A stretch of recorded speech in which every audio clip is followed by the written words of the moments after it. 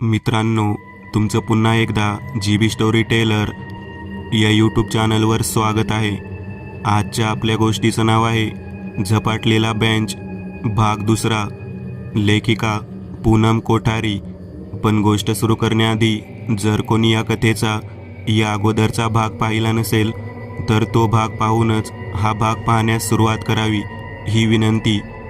चला तर मग अजिबात वेळ न घालवता गोष्टीला सुरुवात करूया.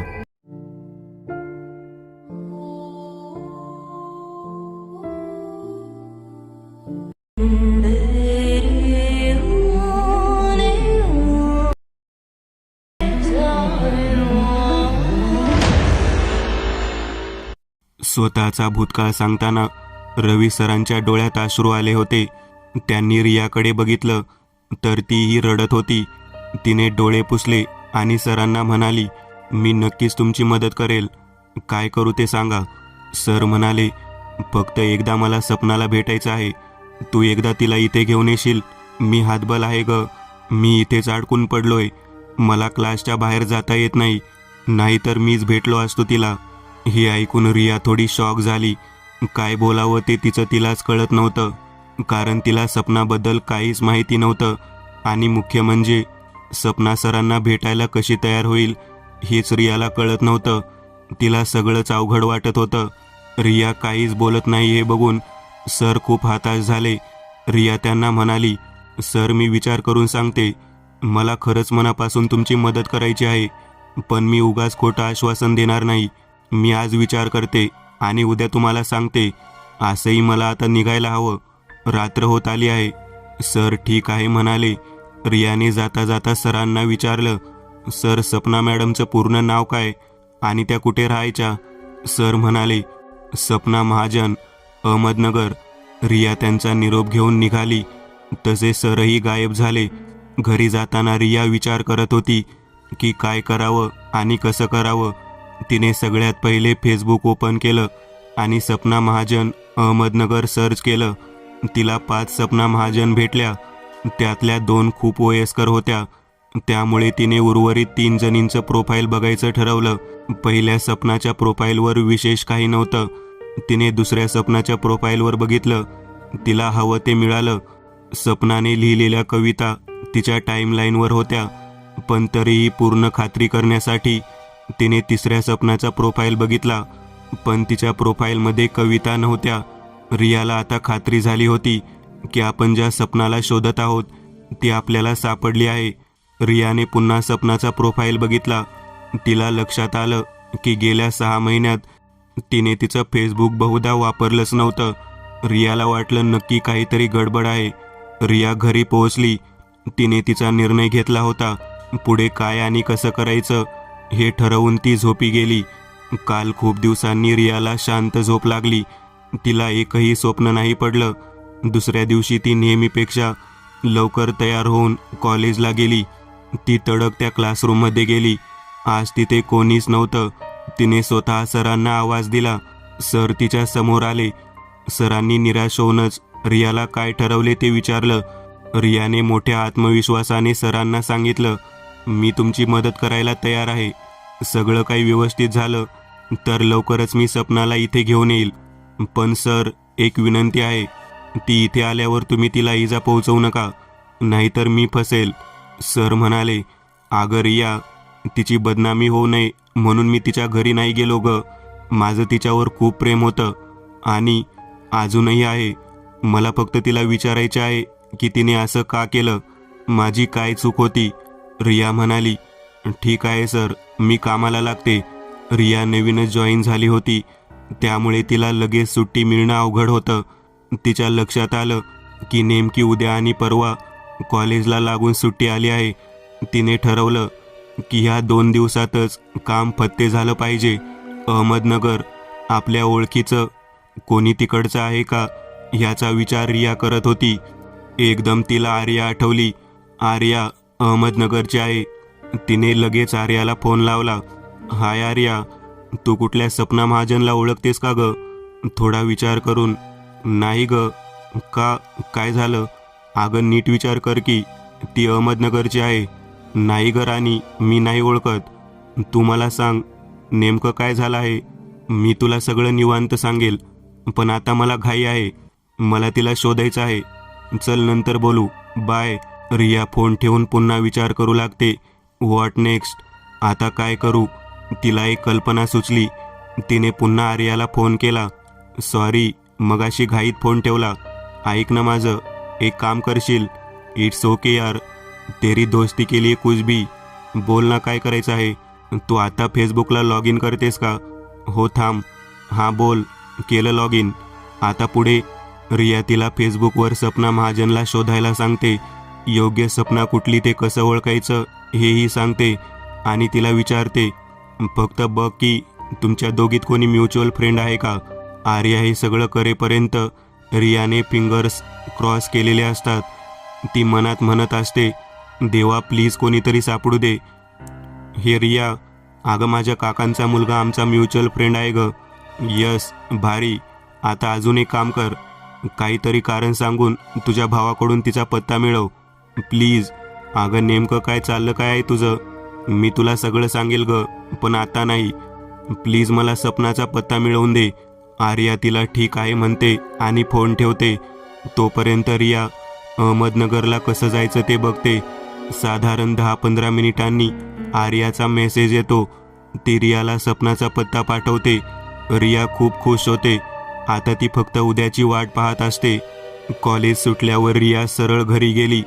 तिने उद्याची सर्व तयारी करून ठेवली आणि आठवणीने तो पेन बरोबर घेतला. दुसऱ्या दिवशी सकाळच्या पहिल्या गाडीने रिया नगरला निघाली. तिथे सपना भेटली नाही तर हा विचार अचानक तिच्या डोक्यात आला, पण तिने स्वतःला बजावले, no negative thoughts Riya, think positive. साधारण 3 तासात रिया नगरला पोहोचली. सरळ रिक्षा करून ती आर्याने दिलेल्या पत्त्यावर पोहोचली. सपनाचं घर अगदी रोडवर होतं आणि तिथे सारखी गाड्यांची ये-जा चालू होती. रिक्षातून उतरून फक्त रोड क्रॉस करायला रियाला 10 मिनिट लागली. रियाने घाबरतच दारावरची बेल वाजवली. एका काकूंनी दार उघडलं. रियाने त्यांना विचारलं, सपना महाजन इथेच राहते का? काकूंच्या चेहऱ्यावरचं आश्चर्य रियाच्या नजरेतून सुटलं नाही. त्या म्हणाल्या, हो, पण तू कोण? यापूर्वी कधी बघितलं नाही तुला. रिया खुश होऊन म्हणाली, काकू मी तिची मैत्रीण आहे रिया. आम्ही पुण्यात भेटलेलो. गेले 6 महिने तिचा काही संपर्क झाला नाही, म्हणून म्हटलं भेटून यावं. काकूंच्या डोळ्यात पाणी जमा झालं. रियाला काहीतरी गडबड असल्याचं जाणवलं. काकूंनी तिला आत बोलावलं आणि तिला बसायला सांगितलं. त्या म्हणाल्या, मी सपनाची आई आहे. त्यांनी रियाला पाणी दिलं. रियाने त्यांना विचारलं, काकू सपना कुठे आहे? त्यांच्या डोळ्यांच्या कडा ओल्या झाल्या. डोळ्यात आलेलं पाणी पुसत त्या रियाला म्हणाल्या, चल तुला तिच्या रूममध्ये घेऊन जाते. रियाच्या हृदयाची धडधड वाढली होती. तिनं मनोमन देवाला नमस्कार केला. सपनाच्या आईने रूमचं दार उघडलं आणि त्या म्हणाल्या, सपना बेटा बघ, तुला भेटायला तुझी पुण्याची मैत्रीण आली आहे. रिया, बोलशील ना तिच्याशी तरी? त्यांचा शेवटचा शब्द ऐकून रिया चमकलीच. तिच्याशी तरी म्हणजे? तिने घाबरतच रूममध्ये पाऊल ठेवलं, कारण तिला माहिती होतं की तिचं सत्य आता काकूंसमोर येईल की ती सपनाची मैत्रीण नाही. मग काकू कशा रिॲक्ट करतील देव जाणे. पण तिनं पुढं काय बोलायचं ते सगळं ठरवलं होतं. त्यामुळे घाबरत का असेना ती आत गेली.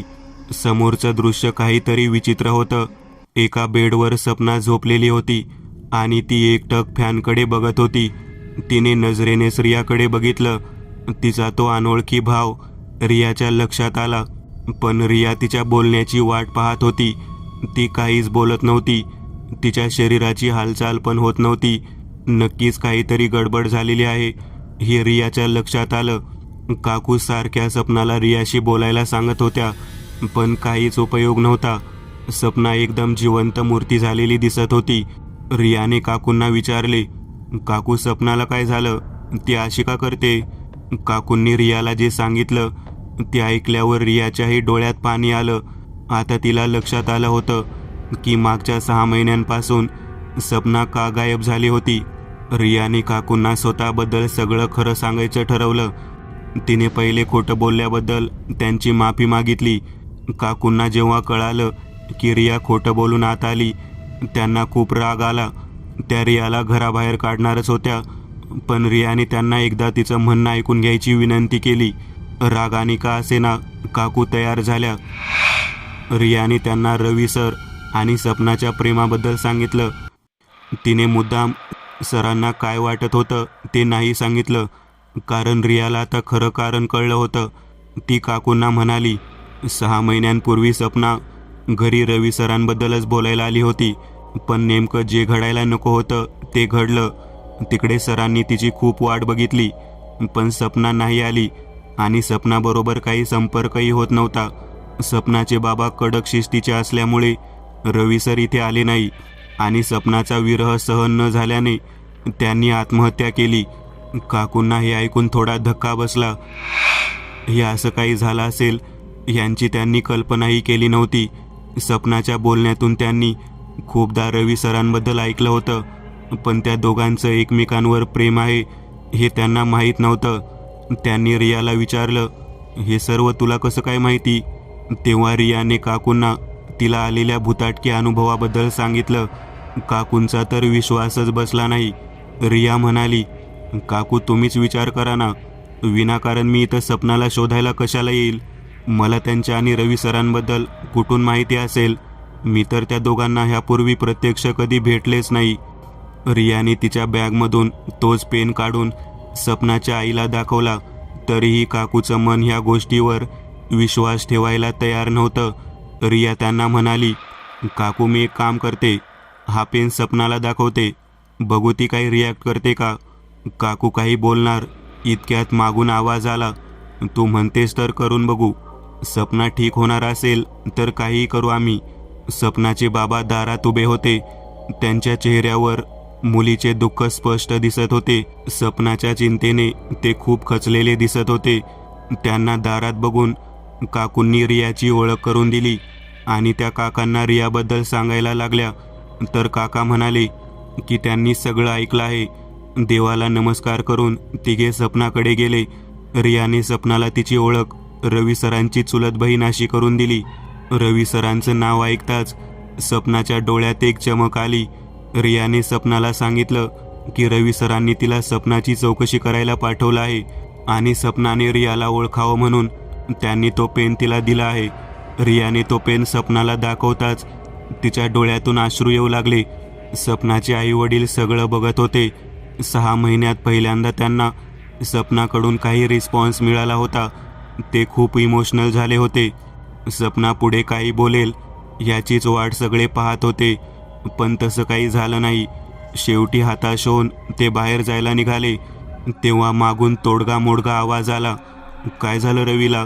एक झटका बसल्यासारखं तिघांनी पण मागे वळून बघितलं तर सपना बोलत होती आणि उठायचा प्रयत्न करत होती, पण तिला जमत नव्हतं. काकू पटकन धावल्या. त्यांनी सपनाला कवेत घेतलं आणि बसवायचा प्रयत्न करू लागल्या. रिया काही बोलणार तितक्यात काकूंनी नजरेनेच तिला खुणावले. आता सांगू नको. रिया सपनाला म्हणाली, काही नाही झालं त्यांना. तुझ्या बाबांना त्यांचं येणं आवडलं नसतं ना, म्हणून त्यांनी तुझी चौकशी करायला मला पाठवलं आहे. सपनाचा ह्यावर विश्वास बसला नाही. 6 महिने काहीच न बोलल्याने तिला बोलणं खूप जड जात होतं. तरी ती प्रयत्न करत होती. सपना म्हणाली, खोटं बोलू नको रिया, खरं काय ते सांग, कारण रवी हा पेन स्वतःपासून दूर करू शकत नाही. प्लीज बोल, खरं काय आहे. सपनाच्या आईने मध्ये सपनाला टोकले. त्या तिला म्हणाल्या, सपना तू थोडा आराम कर, आपण नंतर बोलू. सपना काही बोलायच्या आतच तिचे बाबा रियाला घेऊन रूमच्या बाहेर आले. त्यांनी रियाला विचारलं, रिया मला अजूनही तुझं इथे येण्याचं नेमकं कारण समजलं नाही. तू नक्की काहीतरी लपवत आहेस. सांग बाळा, नक्की काय गडबड आहे. सपनाची हालत फार खराब होती. तिला बघून रिया संभ्रमात पडली की आता रवी सरांच्या इच्छेबद्दल ह्या सगळ्यांना मी कशी सांगू. सपना तर तिकडे येऊ शकत नव्हती. रिया काहीच बोलत नाही हे बघून काकांनी तिला पुन्हा एकदा तेच विचारलं. रियाने खाली मान घालून त्यांना रवी सरांच्या मुक्तीचा मार्ग सांगितला. सपनाच्या आईने पण ते ऐकलं. त्यांना हे अनपेक्षित होतं. त्या म्हणाल्या, रिया हे कसं शक्य आहे. सपनाची कंडिशन तू स्वतः बघितली आहेस आणि ते सर तिला इजा करणार नाहीत हे कशावरून. आम्ही सपनाला नाही पाठवणार. आताच पोरगी बोलायला लागली आहे. तिला सगळं कळलं तर ती पुरती कोलमडून जाईल आणि तिच्या जीवाचं काही बरं वाईट झालं तर. नाही, आम्ही तिला पाठवणार नाही. तसं रिया म्हणाली, आपण तिला सत्य न सांगता तिथं नेलं तर. आणि सर तिच्यावर अजूनही खूप प्रेम करतात. ते तिला इजा नाही पोहोचवणार. त्यांचं संभाषण चालू असताना सपनाच्या रूममध्ये काहीतरी जोरात पडल्याचा आवाज आला. तिघेही तिच्या रूमकडे धावत गेले तर सपना दारात पडलेली होती. तिच्या इच्छाशक्तीच्या जोरावर ती बेडवरून उठली होती, पण पुढे चालता न आल्याने ती दारातच पडली. तिच्या आईबाबांनी तिला उचललं आणि तिला ओरडले, पण सपना म्हणाली, बाबा प्लीज मला रवीला भेटायचं आहे. 6 महिने झाले मी त्याची वाट पाहते. एकतर त्याला इथे बोलवा किंवा मला त्याच्याकडे घेऊन जा. त्यावर तिची आई तिला म्हणाली, बाळा ते कसं काय शक्य आहे? तुझी तब्येत बघ आणि रवी पण इथे येऊ शकत नाही. त्या बोलून गेल्या, पण त्यांना लक्षात आलं की मी काय बोलून गेले. सपनाने त्यांच्याकडे बघितलं तशा त्या म्हणाल्या, अगं रवीला बरं नाही ना म्हणून. पण त्यांना जाणवलं की हे कारणही चुकीचं सांगितलं आपण. हे ऐकून सपना एकदम पॅनिक झाली आणि ती रवीला भेटण्याचा हट्ट करू लागली. आता तिला सांभाळणं सगळ्यांनाच अवघड झालं होतं. शेवटी तिचे बाबा तिला म्हणाले, तुझी तब्येत ही अशी आहे, त्यात इतक्या लांबचा प्रवास तू कशी काय करणार? आणि आपण पहिले डॉक्टरांना विचारू. सपनाने तिच्या समोरच डॉक्टरांना फोन करायला लावला आणि ती स्वतः त्यांच्याशी बोलली. 6 महिन्यानंतर सपनाने त्यांच्या औषधांना रिस्पॉन्स दिल्याचं त्यांना वाटलं. मग सपनाने त्यांना रिया आणि रवीबद्दल सांगितले आणि रवीला भेटायला जायची परवानगी मागितली. डॉक्टरना खरी परिस्थिती माहिती नव्हती, पण त्यांचं मन तिला पाठवायला तयार नव्हतं. सपना खूपच हट्ट करत होती. तेव्हा नाईलाजाने त्यांनी तिला परवानगी दिली. त्यांनी तिला व्हीलचेअरवर घेऊन जायला सांगितलं. सपनाच्या घरच्यांना खूप टेन्शन आलं होतं, कारण सपनाला रवी हयात नाही हे माहितीच नव्हतं. नुसतं तो आजारी असल्याचं कळालं तर ती इतकी पॅनिक झाली. खरी परिस्थिती कळाली तर काय होईल ह्याची कल्पनाच त्यांना करवत नव्हती. पण मुलीपुढे त्यांचाही नाईलाज होता. इकडे रियाला पण खूप टेन्शन आलं होतं. काही गडबड झाली तर ती स्वतःला कधीच माफ करू शकणार नाही. तिला पुढे काय होणार आणि कसं होणार ह्याची धास्ती लागली होती. त्या दिवशी खूप उशीर झाल्याने सगळ्यांनी दुसऱ्या दिवशी पहाटेच निघायचं ठरवलं, कारण त्यावेळी सपना औषधांच्या अंमलाखाली असल्याने तिला आपण नक्की कुठे पोहोचवणार आहोत ते कळणार नव्हतं. योग्य वेळ बघून सपनाच्या बाबांनी डॉक्टरांना फोन करून सगळी सत्य परिस्थिती सांगितली. डॉक्टर खूप चिडले, पण त्यांना लक्षात आलं की आता चिडून काही होणार नाही. त्यांनी रियाला तिच्या कॉलेजचा पत्ता विचारला आणि सांगितलं की ते त्यांच्या एका डॉक्टर मित्राला तिथे पाठवतील. कदाचित त्यांची गरज पडेल.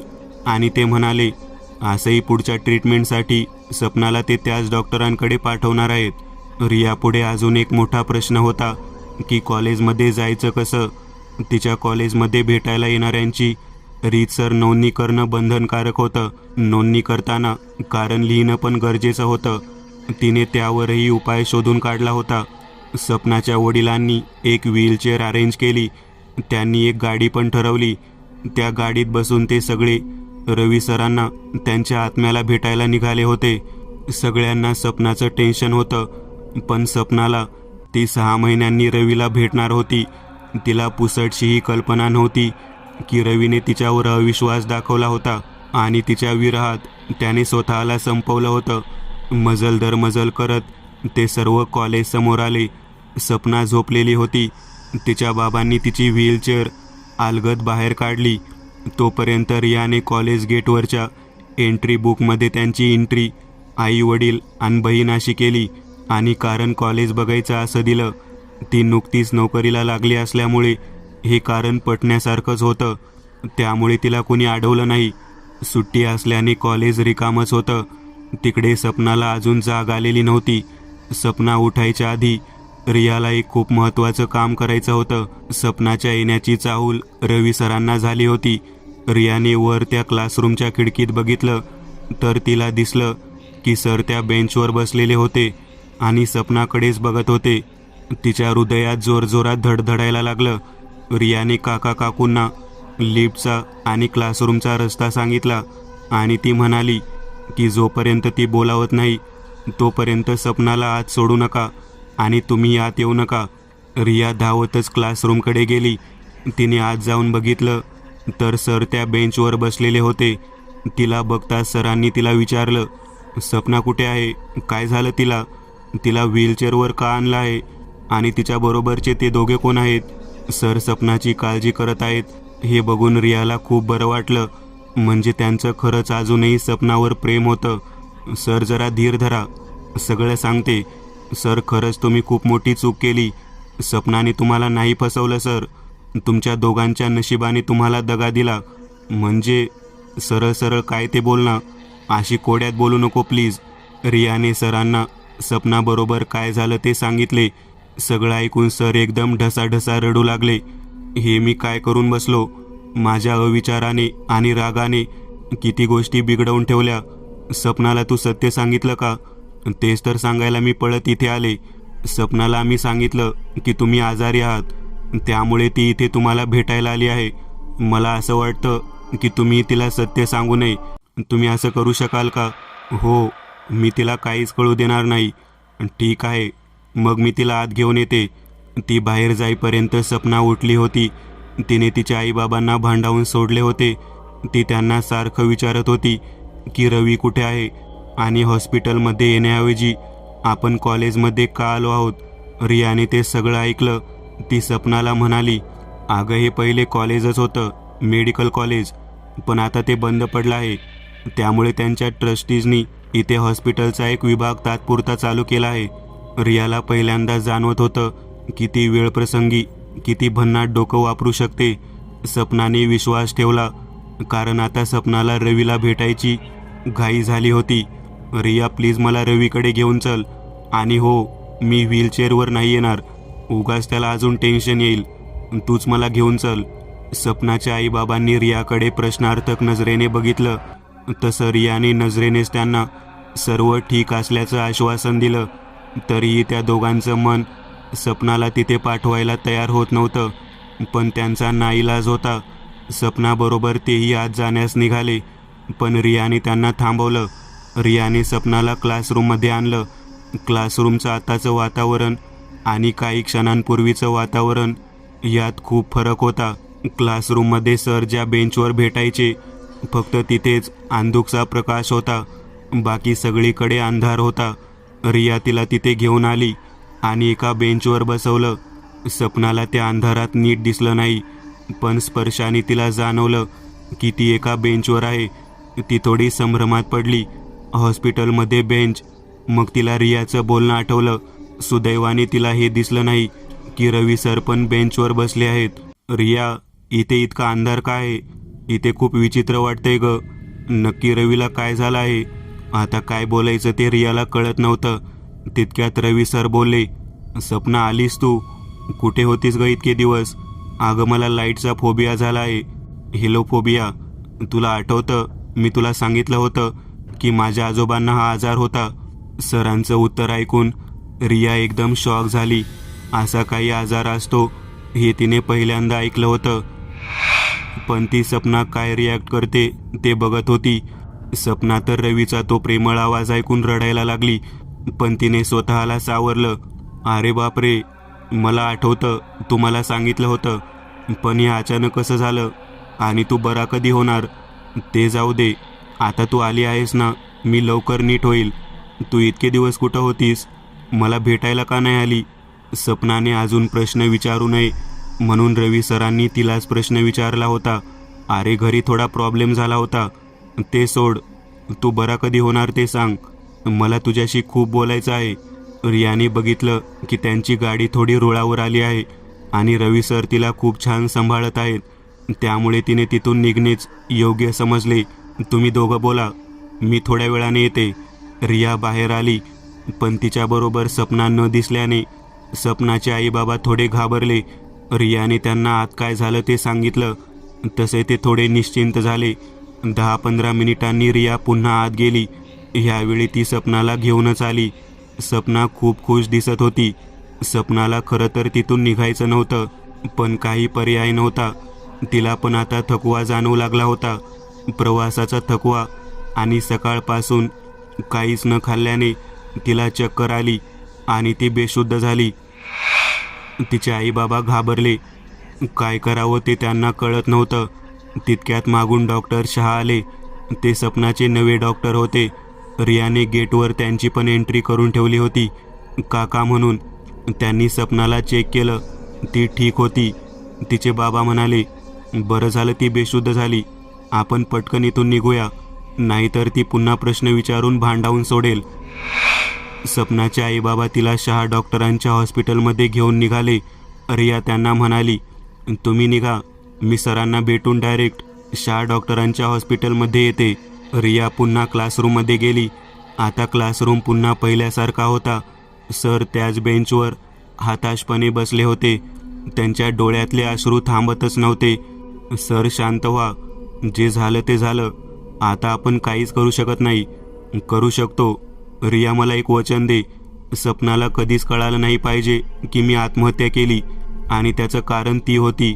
प्लीज शेवटची एवढी मदत कर. रियाला पण असंच वाटत होतं.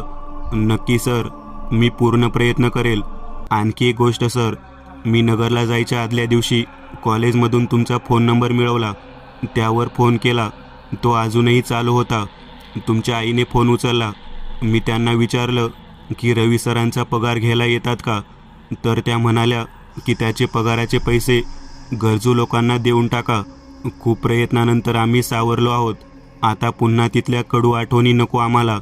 आम्ही आमच्या घरातल्या त्याच्या आठवणींवर जगू. हे ऐकल्यावर तर रवी सर खूप इमोशनल झाले. त्यांना कळतच नव्हतं की नेमकं काय बोलावं. धन्यवाद रिया, तू माझी कोणीही नसताना मला खूप मदत केली. आईची चिंता मिटली आणि सपनाचं सत्य मला कळालं. तुझ्यामुळे मी आता निश्चिंत झालो. इतकं बोलून सर गायब झाले. रियाने त्यांना आवाज दिला, पण ते नाही आले. 6 महिन्यांपूर्वी त्या दिवशी सपना जेव्हा तिच्या घरी जात होती तेव्हा एक घटना घडली. सपना तिच्या घरासमोर रिक्षातून उतरली. तिने रिक्षावाल्याला पैसे दिले आणि ती रोड क्रॉस करण्यासाठी थांबली. रस्त्यावर गाड्यांची ये-जा चालू होती. तितक्यात तिनं बघितलं की त्यांच्या घराच्या शेजारच्या घरातून एक छोटा मुलगा त्याच्या बॉलच्या मागे धावत घरातून पळत बाहेर आला. ती त्याला ओळखत नव्हती. तितक्यात तिच्या लक्षात आलं की तिच्या डाव्या बाजूने एक ट्रक येत होता. तिने त्या ट्रकवाल्याला हात करून थांबायला सांगितलं, पण कदाचित त्याचं लक्ष नव्हतं. तो ट्रक कुठल्याही क्षणी त्या मुलाला धडकला असता. सपनाने पटकन हातातली बॅग खाली टाकली आणि धावतच त्या मुलाकडे गेली आणि त्याला उचलून घेतलं. ती रोड क्रॉस करायला आणि त्या ट्रकचा तिला धक्का लागायला एकच वेळ झाली. सपनाने त्या मुलाला काहीच होऊ दिलं नाही. त्याला फक्त खरचटलं, पण सपना मात्र बेशुद्ध झाली. बघणाऱ्यांची तिथे गर्दी झाली. त्यांचा गोंधळ ऐकून सपनाच्या घरचे आणि ते शेजारचे पण बाहेर आले. समोर सपनाला बघून तर तिची आई रडायलाच लागली. तिच्या बाबांनी धीर करून तिला उठवायचा प्रयत्न केला, पण ती उठली नाही. ते तडक तिला जवळच्या हॉस्पिटलमध्ये घेऊन गेले. तिथे चेकिंग केल्यावर कळालं की सपनाला इंटरनल इंजुरी झाली होती. तिचे बाकीचे ऑर्गन्स व्यवस्थित होते, पण ती बेशुद्ध होती. ती लवकरच शुद्धीवर येण्याची शक्यता त्यांनी सांगितली आणि तसंच झालं. साधारण 6 तासांनी सपना शुद्धीवर आली, पण ती काहीच हालचाल करत नव्हती.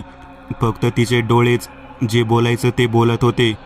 ती एक जिवंत मूर्ती झाली होती. 6 महिने तिच्यावर ट्रीटमेंट चालू होती, पण ती काहीच प्रतिसाद देत नव्हती. शेवटी तिने प्रतिसाद दिला, तेही सरांचं नाव ऐकल्यावर आणि तो पेन बघितल्यावर. 1 महिन्यांनी सपना आता पूर्ण बरी झाली होती. तिने 1 महिन्यात रवीची कधीच चौकशी केली नाही. सगळ्यांना ह्या गोष्टीचं आश्चर्य वाटत होतं. आज तिला डिस्चार्ज मिळणार होता. डॉक्टरांनी तिच्या घरच्यांना आजच तिला सत्य काय आहे ते सांगायला सांगितलं, तेही त्यांच्या समोरच. म्हणजे काही विपरीत झालं तर ते समोरच असतील. सपनाच्या आईबाबांनी ही जबाबदारी रियालाच दिली होती. तशी अधूनमधून रिया सपनाला भेटायला यायची. त्यातूनच त्यांची छान मैत्री झाली होती. रियाने सपनाला सांगितलं, साधारण 15 दिवसांपूर्वी एका अपघातात रवी आपल्या सगळ्यांना सोडून गेलेत. रिया, काही पण अभद्र बोलू नकोस. हे कसं काही शक्य आहे? अगं सपना, हेच सत्य आहे आणि तू त्याचा स्वीकार कर. सपना जोरजोरात हसत होती. सगळ्यांना वाटलं हिला नेमकं काय झालं. तितक्यात सपना म्हणाली, अगं आता 1 तासाभरापूर्वी तो येऊन मला भेटून गेला. आम्ही छान गप्पा मारल्या. सुरुवातीचे 2-4 दिवस सोडले तर तो जवळपास पूर्ण महिनाभर रोज मला भेटायला यायचा. त्या 2-4 दिवसात त्याने नगरला जॉब शोधला आणि उद्यापासून तो नगरला आमच्या घराजवळच राहायला येणार आहे. सगळे सपनाकडे अवाक होऊन पाहत होते. मित्रांनो, आज पुरतं एवढंच. तुम्हाला जर काही गोष्ट आवडली असेल तर नक्की लाईक करा. तुमच्यापैकी बरेचसे जण व्हिडिओ लाईक न करताच पळून जातात. पण हा जर व्हिडिओ तुम्ही लाईक केला तर मला जरा बरं वाटेल आणि असेच भारी भारी व्हिडिओ बनवायची माझ्यात एनर्जी येईल. त्यामुळे नक्की लाईक करा. आणि अजूनही कोणी या चॅनलला सबस्क्राईब केलेलं नसाल तर लगेच सबस्क्राईब करून टाका. आणि बाजूची घंटी ती मात्र दाबायला विसरू नका. देवाची घंटी आहे ती. चला तर मग पुन्हा भेटूया अशीच एक आगळी वेगळी गोष्ट घेऊन पुढच्या